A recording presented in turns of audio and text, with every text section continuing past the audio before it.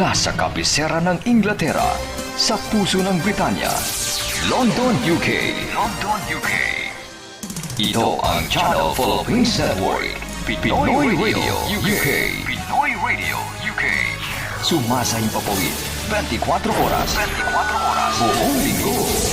Sa www.pinoyradiouk.com.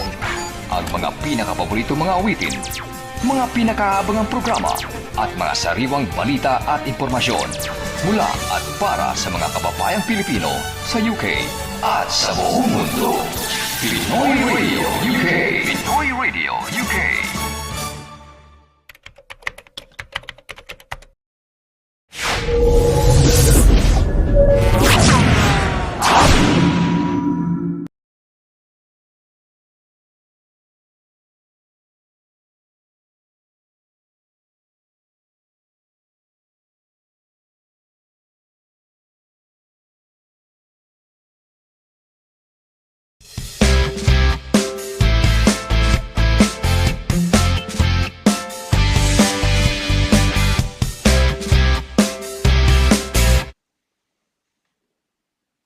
Hello, happy Thursday po sa inyong lahat.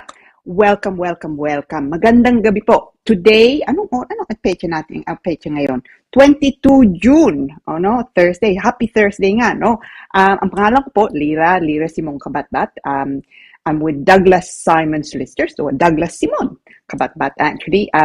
So today, happy Thursday nga, and it's our usual immigration corner, no? So now, unfortunately po, wala si Sonny nga ngayon, but with the magic of Paula Perez, our lovely and talented director, we are of course on air. So hopefully you still stay on and join me, no? So welcome po. So dahil wala nga si Sonny ngayon, with a usual slight change nga ng format natin. So mamaya po yung batian, but of course we're going to be discussing as usual nga yung immigration issues. Actually today ang topic po natin is visit visas. The reason why is of course summertime na tayo, no? And a lot of people now are thinking, oh, okay, bakasyon nga dito, and yung mga, especially gusto nyo imbitahin yung mga kamag-anak nyo galing sa Pilipinas, so anywhere else, frankly. So, pag-uusapan po natin ngayon is visit visas, or rather, the common refusals na for visit visas. So, please, stay tuned. At saka, and ask questions, no?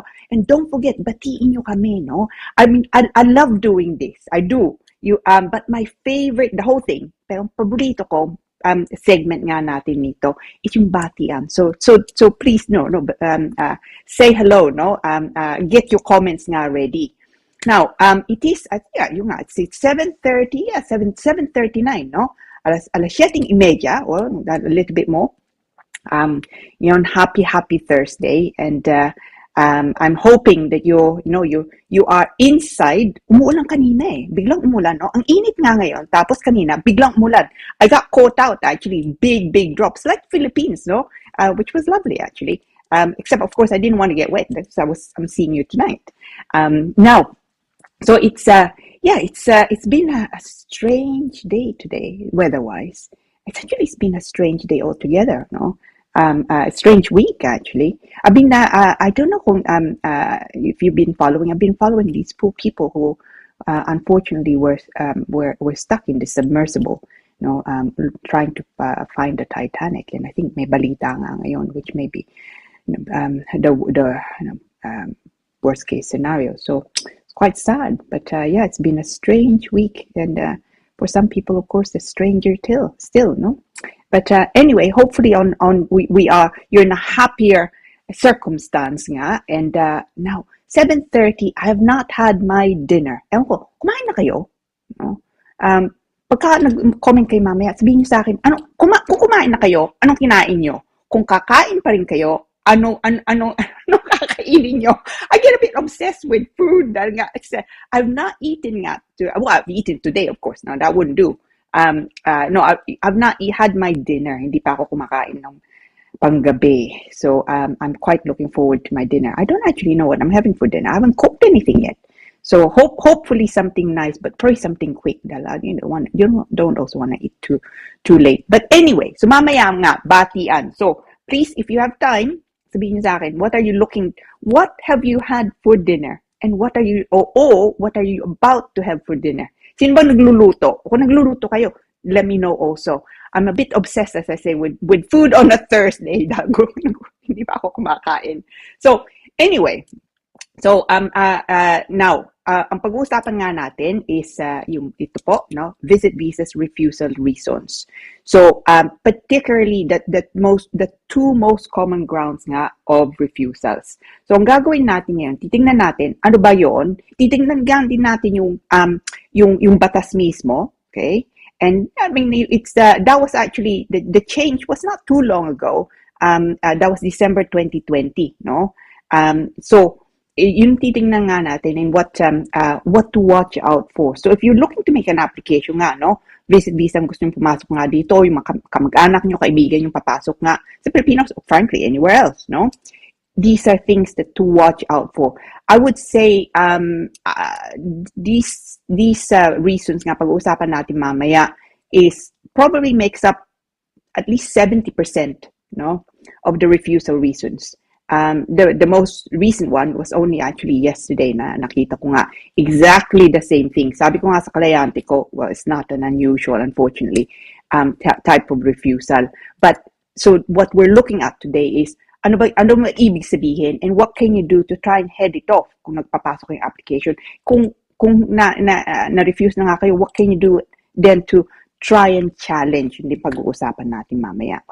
So, now, I think, Paula, ang gagawin natin muna nga ngayon hindi muna batian, no? I think we're looking at first, potentially advert muna, no? Mga break natin muna. Konti lang naman, no? So, don't go away, no?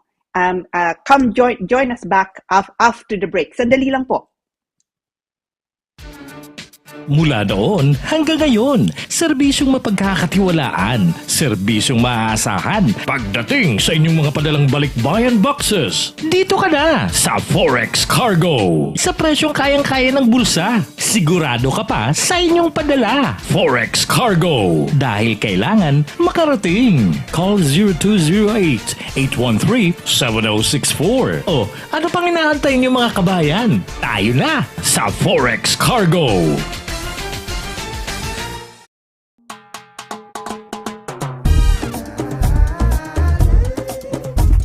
100% all natural, tasty,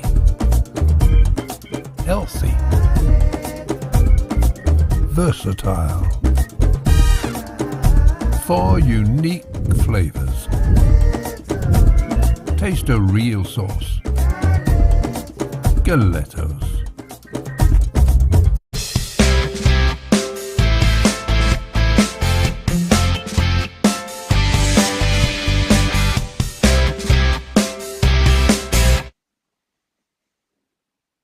Welcome back po. Happy Thursday uli, no?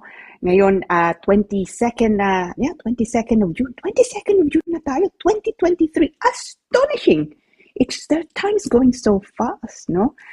Anyway, welcome back po. Ang pangalan ko po, Lira Simong CABATBAT. I work at Douglas Simon Solicitors. Ako, I specialize nga in immigration and indeed family and other things, no, for my sins. I've been in practice now over 3 decades. So please join me to be discussing nga my favorite topic, which is nga immigration. Unfortunately, my partner in crime, my duet usually with is SONNY LARAGAN. Wala nga siya ngayon. So my apologies, wala siya. But I'm sure he will be with us soon enough nga next week. And but in the meantime, I will try and fill his very large shoes. But with the magic of Paula, our director, we are of course here. So please, mamaya nga batiin nyo kami. And in the meantime, I'm looking to update you nga on an issue that is actually quite maybe quite more popular at the moment nga than usual because of the time of year. So visitor visas, or rather the refusals, the most common refusals when you are applying for visit visa. So, refusal reasons nga. So, ang pag-uusapan po natin, so unang-una, ano bang ibig sabihin yan? No? Yun, ang bang sabing batas, anong ibig sabihin? At saka, let's look at that. Let's apply it to facts. No? At saka, anong kailangan yung gawin if you get refused? So, yun. Especially important nga ngayon dahil for summertime, bakasyon nga, no? And unfortunately, some applicants are refused. So, kung hindi pa kayo nagpapasok application, tune in. Look. I hope this is helpful to you, and it helps you with ensuring, or as much as you can, na hindi ma-refuse yung application nyo. So, okay. Let's I suppose launch into it. No, visit visas, refusal reasons. Now, ang titingnan po na natin always with any kahit anong batas, but especially nga immigration, the first step nga is kailangan yung tignan ano bang sabi, what does the immigration rules say? Okay, so the immigration rules is contained in what's called Appendix V for visitor, no, and that came into play in December 2020. Okay, so about what? Ano na 2023? So it's about 2.5, 3 years old na, no? So it is contained under the immigration rules. Ang tawag po, if you want to look it up, Appendix V being visitor. Now, the two most common types of refusals are contained under Appendix V 4.2. So, Paula, tingnan natin yung batas if you're able to flash nga what it says. So, ito po, galing po to mismo sa immigration rules, and this is from the Home Office website.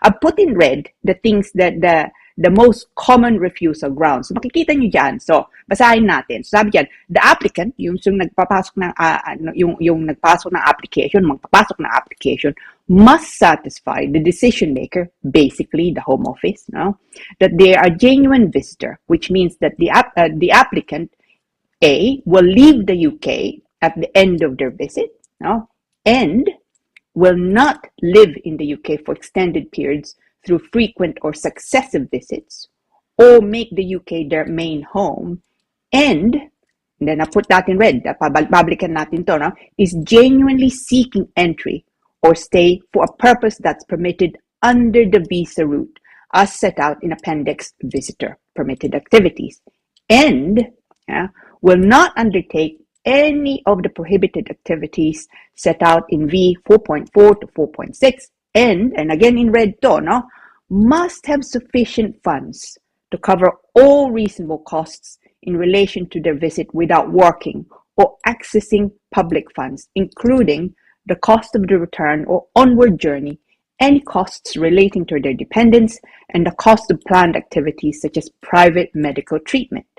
The applicant must show that any funds they rely upon are held in a financial institution permitted under FIN 2.1 in Appendix Finance. FIN is basically finance. Tapos, yung 4.3, it supports, if you like, 5E. So, in assessing whether an applicant has sufficient funds under 4.2E, right, the applicant's travel, maintenance, and accommodation may be provided by a third party only if that third party has a genuine professional or personal relationship with the applicant and is not or will not be in breach of immigration laws at the time of the decision or the applicant's entry to the UK as a visitor, and can and will provide support to the applicant for the intended duration of the applicant's stay as a visitor. Importante po yan. That's why I've included it in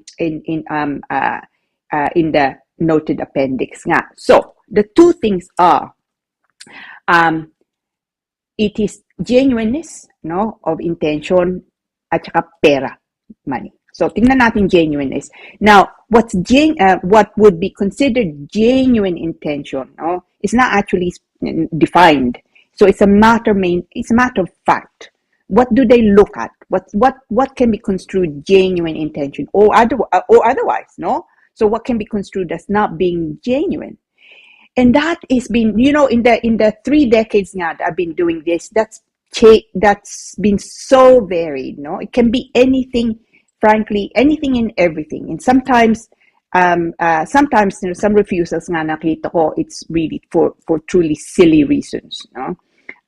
Now, what I know, what I've seen as genuine intentions, or rather their issues with genuine intention would be things like, sabihin natin, gusto nyo nga pumasok dito for, lagay nyo dun sa duration of stay, lagay nyo 6 months, no? Tapos, may trabaho kayo sa atin. So, what they may say is, well, hang on, kung wala nga kayo sa trabaho nyo for 6 months, then chances are, mawawala ang trabaho nyo. So, kung yun ang balak nyo, so nandito kayo, so sometimes you're lucky enough to have a sabbatical, no? Matatagal nga kayo dito, you're touring the United Kingdom, and that could be part and parcel of your, the reason why you're holidaying in the UK. Kung yun ang balak nyo, explain it. Importante din po, kumuha kayong sulat galing sa employer nyo, sabihin nyo doon that you have a holiday term, no, a holiday period allowed of 6 months or 3 months or 1 month, no. So you should really say, do you have time? Kung may trabaho nga kayo, na meron kayong trabaho, babalikan pa. So that's one thing about genuineness nga, no.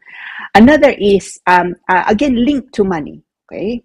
So kung sweldo nyo nga sa atin, hindi ganong malaki, no?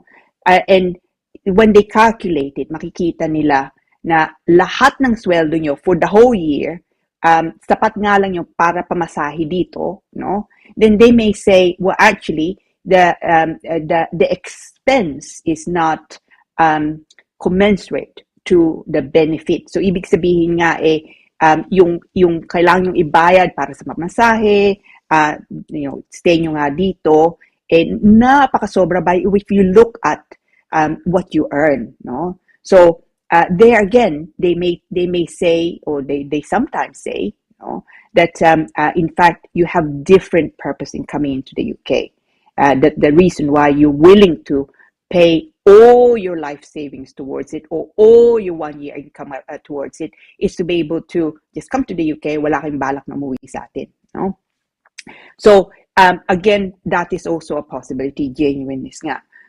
Now, it could also be na wala kayong babalikan sa atin. So sabihin natin, wala kayong trabaho, hindi kayo nag-aaral, wala kayong pamilya, no? O kahit may pamilya nga kayo. So they may say, well, there's no financial incentive, no, for you to return. So kung may trabaho nga kayo sa atin, sabihin nyo, no, and prove it. Kung nag-aaral kayo sa atin, again, sabihin nyo and prove it. Letter from the school, for example, or the college or the university. O kung mag-aaral pa lang kayo, and a lot, alam ko hindi ganong uso to sa atin, but within Europe or in the US, it's quite a common thing. Gap years, no? So kung yun ang plano nyo, mag-gap year nga kayo, again, explain that, no? So matatapos na nga kayo, and then you have a gap year, and then babalik kayo nga sa atin to then pursue maybe even further education, o kaya may trabaho kayong lined up. If you have a job lined up also, put it down, no? So it is for you to show na babalik nga kayo. So anything and everything can be construed as intention that's contrary to being a genuine visitor. Okay? And I've seen so many different reasons nga. But it is such a common reason for refusal, no? And sometimes it can be, it could have been easily dealt with by just nga, kailangan nyo nga lang i-explain. Kailangan sabihin nga, kailangan bigyan yung dahilan why it is. So head off the problem and explain nga, ano bang balak nyo, no? And why is it a practical thing to do? Kung bata pa kayo, you want to do maybe your gap year, you want to travel before you go back, you go to uni. It could be na meron kayong function nga dito, you want to attend a wedding, say so, no? It is for you to explain na yung nga po, yun ang dahilan, no? And that is best done by way of a letter, no? O kaya statement, better yet.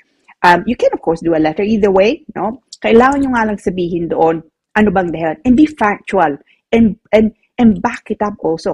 Kung ang balak nyo nga ay nandito nga kayo, maybe for 1 month, during that time, you want to attend someone's christening, o kaya someone's wedding, back it up, no? Sulat galing dun sa kapatid nyo, o nanay nyo, tatay nyo nga, na iniimbita nga kayo dito. On top of the fact that kung doon kayo titira, you should also include that, no? Sa pag-usapan natin the issue of finances shortly. So, importante po itong genuineness of intention, if you like. You have to show, or as much as you can, that you are a genuine visitor in the United Kingdom. And do not assume na tatawagan kayo kung so hindi sila sigurado, tatawagan kayo for more documents. Hindi po yun nangyayari na nga ngayon. Maybe 10, 15 years ago, no, they do that. Pero ngayon, I've certainly in the last, siguro 5 years, no, I've not come across the Home Office making a phone call or doing an email to say, kulang nga ito, can you send it to us? Kung kulang ang mga dokumento nyo, you'll find you just get a refusal. And they are refusing more and more nga visa applications, no? Which obviously would be, can be very devastating for a lot of people, especially kung may function nga kayo dito, o kaya gusto nyo, may sakit nga ang magulang nyo dito, may sakit ng lolo nyo nga dito, no? Gusto nyo bisitahin, or indeed someone young, no? So it is for you to explain it basically. So genuineness of genuine intention, no, genuineness of purpose as a visitor nga, importante po yun. It's for you to show that. Okay, so that's one of the more common ones. The second most common ones, and basically both of them pretty much tally, no, in reasons for refusal. I would say together, they probably make up 70% of reasons. Now, the second one is money. Okay, pera po. So, yung ang sabi dun sa immigration rules, if you can just flash it again, Paula, let's have a look at 4.2E. So, sabi nga doon, must have sufficient funds to cover all reasonable costs, no? In relation to their visit without working or accessing public funds, so in E there, no, including the cost of return or onward journey, any costs relating to their dependents, and the cost of planned activities such as private medical treatment. The applicant must show that any funds they rely upon are held in a financial institution permitted under FIN, F-I-N, basically is short for finance, in Appendix 2.1. Now, pera, basically, no? Now, of course, kung saan man kayo nagagaling, especially Pilipinas nga, pupunta ka nga dito, magbibisita nga kayo dito, it's expensive, especially po ngayon, no? Ang pamasahe ngayon, hindi nga lang doble. I think it's triple, if not quadruple, the cost, no? One of my clients, sabi nga niya sa akin, no, she's going back in August, and whereas before, ang pamasahe nga lang 300. Ngayon, pamasahe niya 1,200. Isang tao lang. So, it's so they will look at that, no? Kasya ba yung pera nyo? So, kung hindi naman gaano malaking pera nyo sa bangko, hindi gaano, dahil wala kayong income o hindi magandang income nyo, dahil inaasahan nyo yung nanay nga na nandito, tatay nga na nandito, o estudyante nga kayo sa atin. So, iniimbita kayo, o nanditong boyfriend nyo, girlfriend nyo nga dito, iniimbita nga kayo papasok dito. Then, of course, you have to still produce. Kailangan nyo pa rin pakita nga yung account nyo. Pero huwag nyo kalimutan, kailangan nyo ding bigay yung bank statement nung nag-sponsor sa inyo dito. So, kung iniimbita kayong kaibigan nyo nga dito, as I say, o kamag-anak nyo nga, nanay, tatay, lola, lolo, anak, no? Then you need to provide yung bank statement din nga nila. Pero hindi nga lang po yung kailangan yung bigay, ha? In addition to that, no? Sulat galing sa kanila o statement galing sa kanila na sabihin doon, okay, pagka nandito na nga kayo, silang bahalang lahat. Silang magbabayad ng ticket, no? Itong bank statement nila, no? Makikita nila doon na maigi naman ang sweldo nila, meron silang ipon, they've already earmarked this amount of money for the fare nga. So, lagay nila doon sa sulat nila, paano kayo susustentuhan? Huwag nyo din kalimutan, no? Na kailangan din nila lagay doon kung doon kayo titira, doon din nila lalagay, ha? So, kung makikitira kayo doon for, I don't know, a week, 2 weeks, 1 month, o kaya even 3 months, 6 months, no? So, kailangan din nilang sabihin, okay, we have rented accommodation, if it's rented. And it has, I don't know, 2 bedrooms, 3 bedrooms. We have 1 bedroom spare for our son or daughter nga for during the time na nandito nga sila.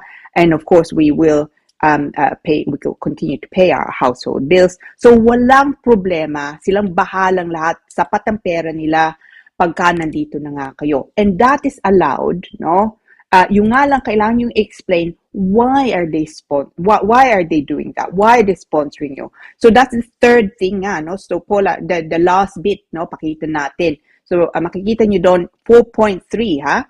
So number 1 or A, no, has a genuine, so kung magpapakita kayo ng third party support, no, pwede lang po yun kung you have a genuine professional, no? So sabihin natin, no, nandito nga kayo papasok nga kayo dito, I don't know, as a part of a say an employment type issue, no? So or you're coming here to visit a college, for example, no?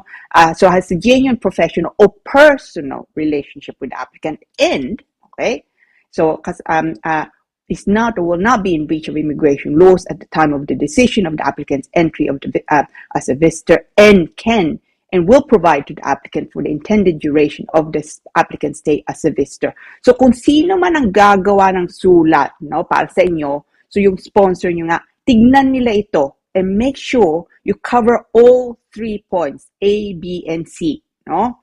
And frankly, you can even refer to it, no? Yung kaibigan nyo o kamag-anak nyo nga, they can say, and pursuant to Appendix 4.3, A through to C, I confirm that, and lagyan nyo, no? So there's nothing wrong with that. So makikita nga ng home office, no? So sino mang titingin ng application, magdidesisyon sa application nyo, makikita nila you actually satisfy the points, no? So yun. So it's importante po ito, yung pera. It is something that they always people understandably they assume, no, na kung hindi nga sapat ang binigay yung bank statement na susulatan nga kayo to make inquiries, hindi po yung mangyayari, as I say, especially to do with money. Okay? So kung hindi nga sapat ang binigay nyo, makikita nila, well, na wala nga natitira sa bank account nyo. Or by the time you paid the fare, wala nang natira. They would just refuse it. They would be hindi kayo susulatan. The opposite is also true, no? That kung ang I've seen this also a lot, na yung tawag ng mga tao sa pagka kinakausap ko sila, it's show money, no? So walang laman. So this is so common. Walang laman yung bank account usually. Tapos bigla, no, na merong suddenly 5,000, no, in pounds, no, equivalent sa doon. And there's no explanation why that is. Tapos yung binibigay nila sa home office as proof that they actually can afford to stay in the United Kingdom without any explanation. That can also lead to a refusal. Ang sasabihin ng home office, and I've seen this again, ang sasabihin ng home office, o pwede lang sabihin, it is you provided this bank statement with with savings that were only deposited last week, equivalent to £5,000. There'd been no explanation of the source of that finance, and they think that's and so there are concerns about the genuineness of your reason for entering the United Kingdom. Because there's no explanation. So basically, ang ibig niyang sabihin, they think na naglagay doon to try and make it as if may pera kayo kung wala naman kayong pera. So again, it goes against, intention and also weirdly money. Kahit nga may pera nga doon. So kung natakot nga kayo na wala ngang laman, for goodness sake, don't suddenly ask, to get, don't take out a loan for £5,000 to put in there. No, you have to explain it truthfully. So, kung ang mangyayari nga o nangyari, binigyan nga kayo ng 5,000 to be able to pay for the airfare, explain nyo. Kung galing yun sa sponsor nyo, kaibigan nyo nga dito, kamag-anak nyo nga dito. Again, explain it.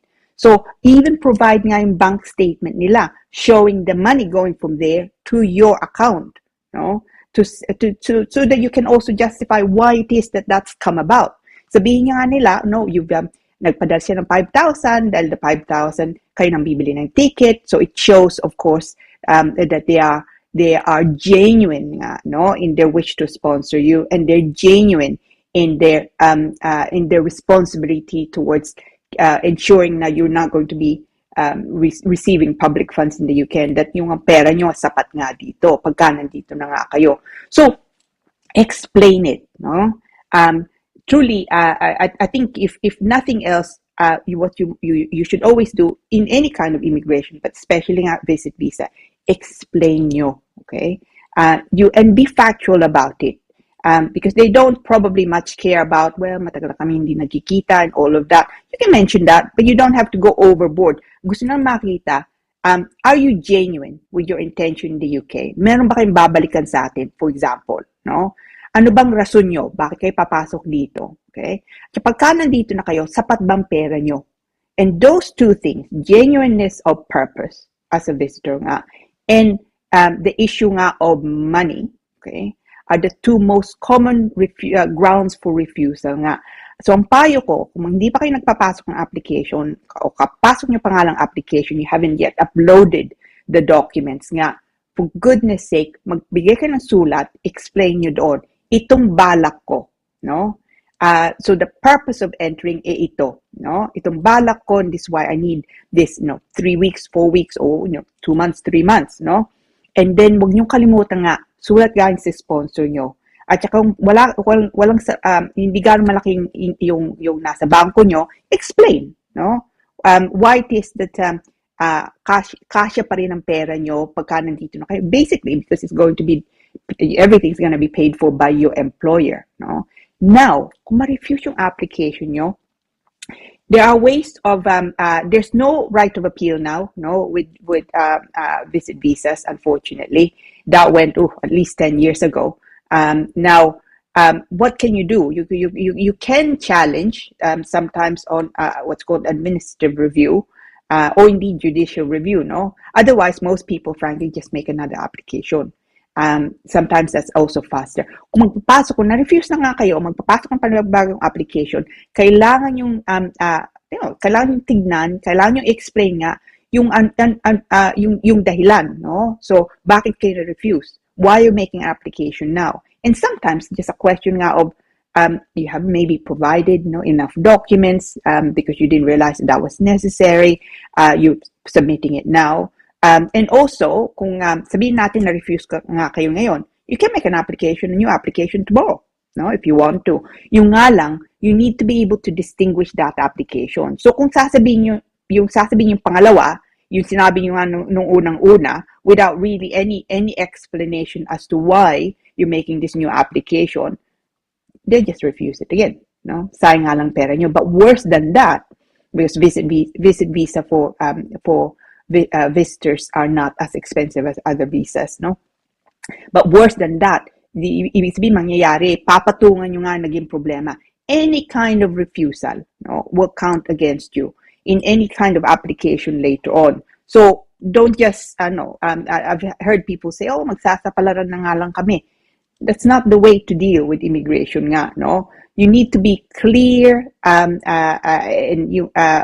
what is the purpose of your stay, or your application, at saka that it's also rational, no? Na meron kayo itong may pera nga kayo, nandito kayo, so may plano, okay?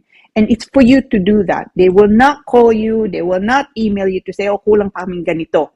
At least that's not my experience. They would they're so quick at nga refusing at the moment. So kung yung balak nyo, papasok nga kayo dito, as I say, as a visitor, make sure nga handa kayo. And then, so don't just simply make applications that minamadali nyo nga without being ready. You can, and also, by the way, you can make an application, no? And then later on, of course, you need to upload nga the documents. So you can make an application, but just be ready nga with your documents, yeah. And bank statements, importante po yun, is actually noted in the rules, no? Kailangan yung pakita is held in approved financial institutions, so basically, banko, no? Banko, building society. And that applies also to your sponsor. So you just need to make sure nga na handa nga kayo. And make sure, no, of course, yung passport nyo, that you have your passport, yung accommodation. Actually, with accommodation, you can, or yung sponsor nyo can provide tenancy agreement, for example. So sa kanila, you can provide also what's called office copy entries, no? That's actually more important. A lot of people provide, and I don't frankly know why, mortgage statements in support of the evidence nga na meron kayong bahay. That's actually not really the document they want to see. What they want to see, or what you should provide, is what's called the land registry entries, no? So £5.50 lang, so you can ask the land registry to give you to confirm na yung bahay nasa pangalan nyo. And that you can do as a search with the land registry. It's so-called office copy entries. And as I say, the cost is, I think it's £5.50 nga lang.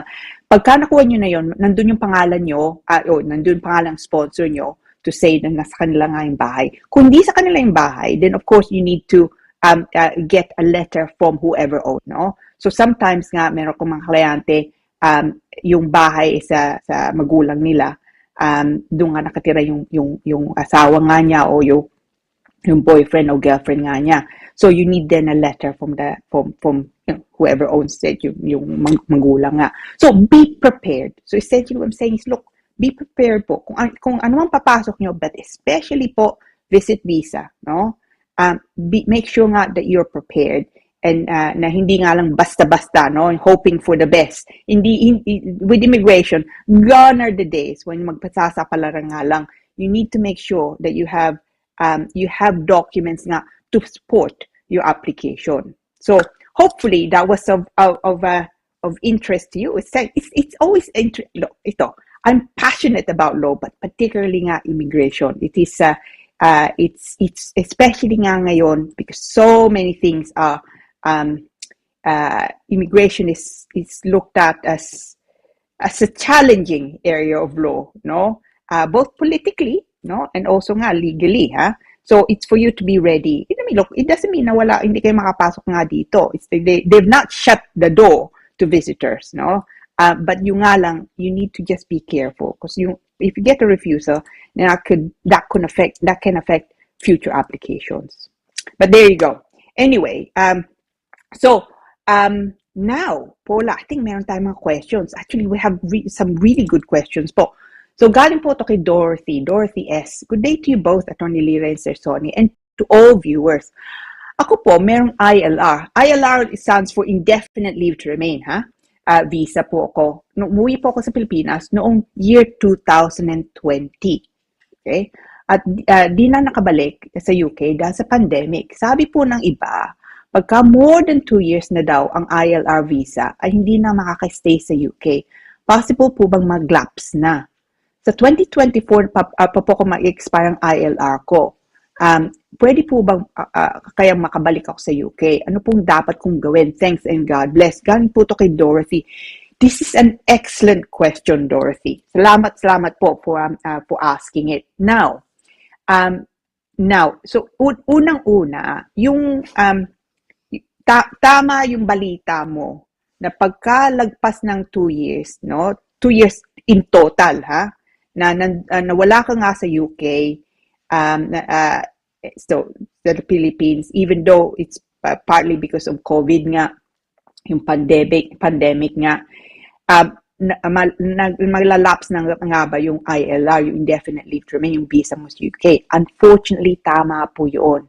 So 2 years, once you are away from the United Kingdom, continuously, no? So hindi nga na 6 months ngayon, balik kayo. 6 months ulit.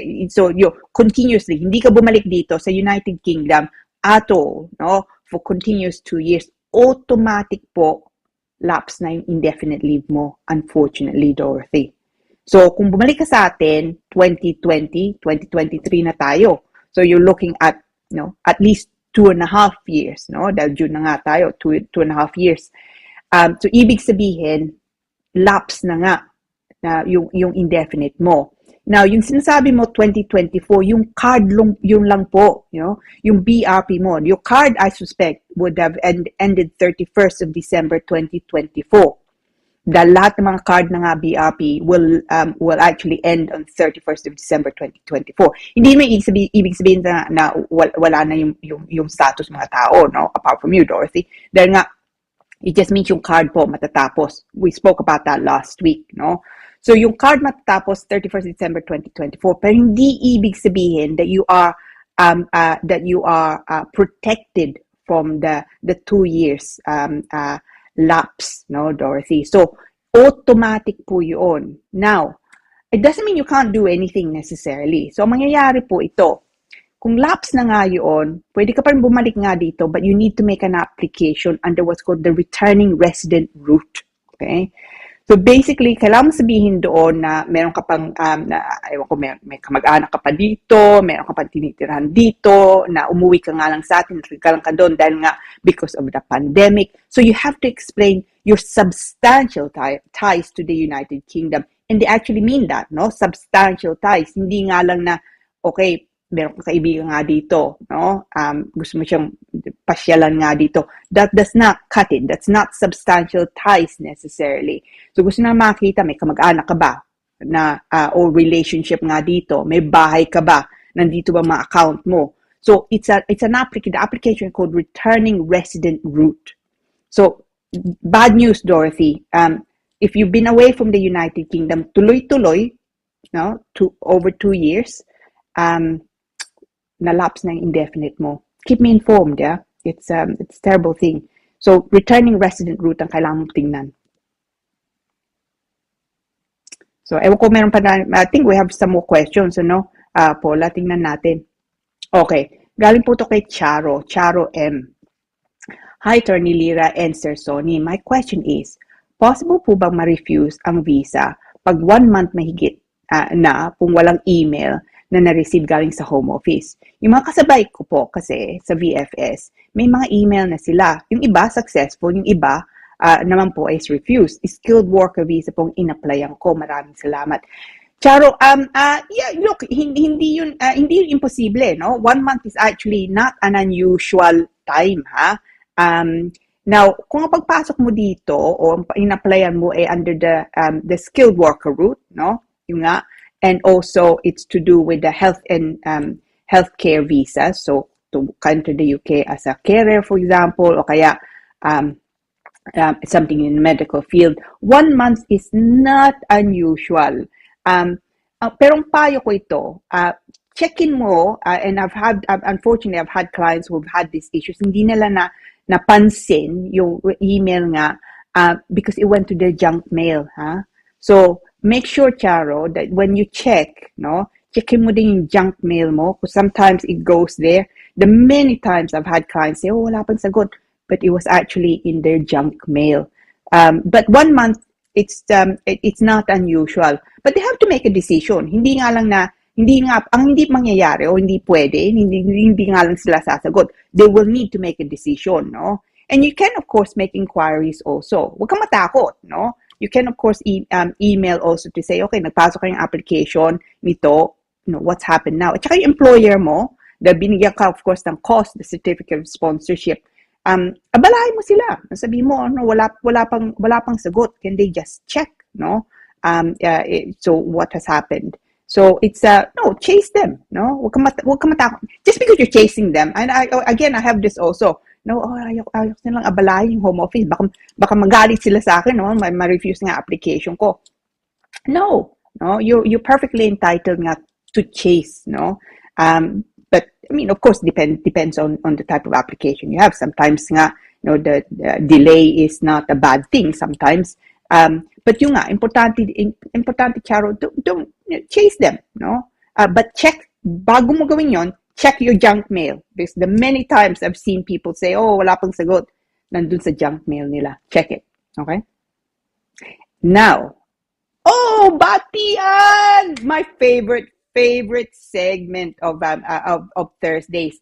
Galing po to kay Oliver, our lovely we love this man. We love Oliver. No, we all love Oliver. So good evening, Attorney Lira, Kuya Sonny, and Direct Pao. Looking forward to this Thursday's learning. Incidentally, since our topic is about visas, a very simple and easy way of being refused entry back to the US from Canada or vice versa is to carry fresh produce. Oh dear. Uncooked meats, veggies, and fresh fruits. This is a definite no-no. That was why we had to pull over the duty-free parking lot and gorge ourselves with the lanzones and mangosteen that we weren't able to finish in the hotel we stayed in. Is either eat it or bin it before crossing the border. It's not worth hiding in the car and taking the risk, as they can do random car sweeps anytime. We got the Nando's chicken through though. Oliver, I love this man. He's hilarious. No, it's thanks for that, Oliver. No, he's great fun, si Oliver. I tell you what, you mentioned that, Oliver. Ako nga din, I was from the UK. I was actually going to Canada, no, to just to visit. And tapos, meron silang mga aso. And itong aso was sniffing around, no, sa maleta ko, and sa bag ko. And it stopped, and I was taken to the side actually, and I was searched. You know what I had in my bag? I had a half-eaten apple. Nakalimutan ko kasi they give the food, of course, no, on the plane. It seems I don't know why I did. I mean, it was something silly, really. I didn't finish it. I put it, you know, as you do, no. I put it in napkin. I must have shoved it. I clearly did, no. Shoved it in my bag. Tapos nakalimutan ko. Oh, I was so terrified. I had to queue. They checked everything. Everything was delayed. I had to apologize, of course. I mean, fortunately, that it was only a half-eaten apple. I was cautioned. It wasn't then an issue, but it added at least, I don't know, at least another hour to everything. So it's great. It's great you say this, Oliver, and at least alam nyo, no? And I hope you enjoyed your lanzones, huh? But anyway, well done, Oliver. Now, galing po to kay Miss Paner, the lovely Miss Paner, Marian Galicia Paner. Hello po, Kuya Sonny and Attorney Lira, and Direct Pao. Magandang gabi po. Happy Thursday po, and stay safe always. And stay healthy, no? Ikaw nga din, no, Marian? And God bless us po. Unfortunately, Marian, wala si Sonny ngayon. So apologies for his absence nga, but hopefully he's well. I'm sure he is. Galing po kay Ma'am Cora. Oh, we love Ma'am Cora. Ma'am Cora, good warm evening, Sir Sonny, Attorney Lira, Direct Pao, Snooki, Watson, and all the happy vivid listeners. Tama ka, no? That's yeah. Kumusta po, Ma'am Cora? Hopefully you're well. Kumain na kayo? So it's it's on a Thursday. I am obsessed with food. Ma'am Cora, no! Tingnan mo, adobong chicken wings at dinengdeng na in Ilocano o ano yan, inabraw of saluyot and labong na binagoan. May sagpaw pa na pritong tilapia, Attorney Lira, ang inulan po. Ma'am Cora, all of that? No, wow! That must have taken like a day to cook. Well, it would take me a day to cook, but okay, someone talented as you, it wouldn't be. But my gosh, I'm so jealous. Oh, Ma'am Cora, gutom na gutom ako. Galing po to kay Gigi. Hi Gigi Lampro. Good evening, Attorney Lira and Kuya Sonny. Happy Thursday, all viewers. God bless everyone, and also Direct Paula. Have a lovely evening. Ikaw nga din, Gigi. I hope you're well, no? So I hope you're well and you've eaten. Galing po to kay Annalou. Hi, Annalou Antepueso. She's lovely. Amazing Thursday evening, Attorney Lira, Kuya Sonny, Direct Pao, and to all amazing viewers, God bless. God bless, Annalou. Hope you're keeping well, na hindi ka ganong, alam ko masipag ka, but don't work too hard, no? And again, I hope you've eaten. I haven't eaten yet, no? It's I am obsessed with food at the moment. Nagutom ako. So, galing po ito kay Gigi ulit, no? Good evening, Attorney Lira and Kuya Sonny. Happy Thursday, all viewers. God bless everyone. Also, Direct Paula. Have a lovely evening. Yeah, yun na nga. No, ikaw nga din, Gigi. Hopefully, you're doing well. Oh, hi, May. So, May Tigbaw Vargas. Good evening po, Kuya Sonny, Attorney Lira, Derek Pao, and to all viewers. Happy Thursday and God bless. Watching from Exeter, Devon. I know every time it's the lovely, lovely weather. It's I think of you, May. Devon is beautiful when it's great weather. Hope you're enjoying it, no? Hindi ka laging nagtatrabaho. So take care. Enjoy the weather. It won't be long before it's raining again. Oh, Rudy Libroho. Masayang gabi ng Thursday, pero maaraw at mainit pa rin. Tama ka. Lovely and elegant, Attorney Lira. Sir Sonny, Cutie Snooky, Sir Super Edgar, Direct Lovely Paula, and all happy viewers. God bless us. Oh, Team Libro. Yeah, kamusta po, Mr. Libro? Kamusta ang pamilya? Hope you're doing well. No, tama ka, mainit nga ngayon. Oh, galing to kay Lizzie, Miss Hobbs. Hi, Lizzie. Magandang gabi, Attorney Lira, Sir Sonny, and Direct Pao. Magandang gabi din po. Hopefully you're doing well, Miss Hobbs, no? And hopefully you've eaten. I tell you what, I am obsessed with food. Oh, Miss Rafael, si Emmeline Rafael, Madam Emmeline, watching from Wimbledon. She's feeling good because she's all caps. I'm glad to have you back, no? Has Wimbledon started? I don't know, actually. Has tennis started? I think it has, actually. I haven't really watched Wimbledon since, for a long time now, no? It's since, my favorite was a long time ago when it was kind of Boris Becker days nga. But anyway, so it's hopefully you enjoyed that. I certainly did. And again, unfortunately, wala nga si Sonny ngayon. But nevertheless, no, with the magic of Paula, no, we're on air. So so it's so yung ang pinag-usapan natin, visitor visa, common refusals, no? Hopefully you share that with people who may find it helpful nga. Again, kung gusto niyo you want me to email that to you, yung batas nga mismo, what Paula very kindly flashed in front, no? Happy to do that. Just kung mag-email po kayo sa akin, ito po ang email ko, cabatbat@douglas-simon.com. And just lagay niyo po, no, Immigration Corner, and I'll try and email you back nga. Make sure lagay niyo yung subject Immigration Corner, because otherwise, pag binuksan ko, tapos sinarado ko, I'll never find it again. But anyway, so it's been it's been a lovely Thursday, no?